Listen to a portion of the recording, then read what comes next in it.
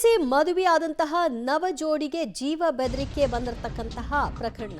ಹುಡುಗಿಯ ಪೋಷಕರಿಂದ ಕೊಲೆ ಮಾಡುವುದಾಗಿ ಬೆದರಿಕೆ ಬಂದಿದೆ ಅನ್ನೋದು ಹುಡುಗನ ಕಡೆಯವರ ಆರೋಪ.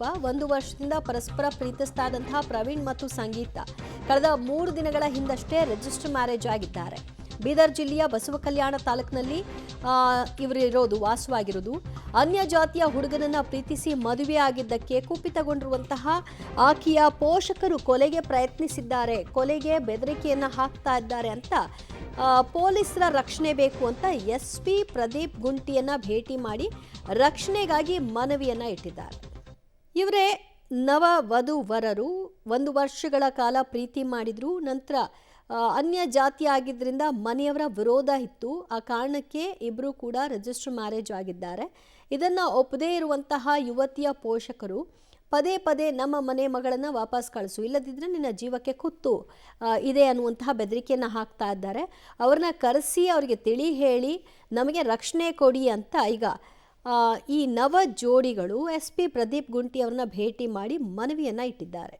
ಎಂಗೇಜ್ಮೆಂಟ್ ಆಗಿದೆ, ಈ ಥರ ಯಾಕೆ ಮಾಡ್ತಿದ್ದೀನಿ, ಯಾಕೆ ಹೋಗಿದ್ದೀವಿ ಓಡೋರ ಸಂಗಟ ನಂಗೆ ಪ್ರೀತಿ ಇದೆ, ಅದಕ್ಕೆ ಬಂದಿದ್ದೇನೆ ಅಂದ್ರೆ ಅವ್ರು ಒಪ್ಪಲಾಗಿದ್ದಾರೆ. ನೀವು ಊರಿಗೆ ಬಂದಿನ ಅಂದ್ರೆ ಕಾಲ್ ಹಾಕ್ತೀನಿ ನಿಮ್ಮಿಬ್ರಿಗೆ ಅಲ್ಲತ್ತಾರ.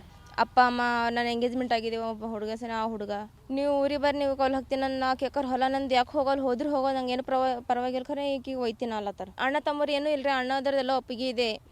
ಈಗ ಅಪ್ಪ ಅಮ್ಮ ಅದನ್ನ ಎಂಗೇಜ್ಮೆಂಟ್ ಆಗಿದ್ದೇವೆ. ಆ ಹುಡುಗ ಅವ್ರು ಭಾಳ ವಯಸ್ಸು ಭಾಳ ಆಗಿದೆ ಒಂದು ಸಂಗಡ, ನನಗೆ ಅವ ಪಸಂದಿಲ್ಲ. ಬಟ್ ಅಮ್ಮ ಅಪ್ಪ ಫೋರ್ಸ್ ಮಾಡಿದ್ದಾರೆ ಅಂತ ಎಂಗೇಜ್ಮೆಂಟ್ ಆಗಿದೆ.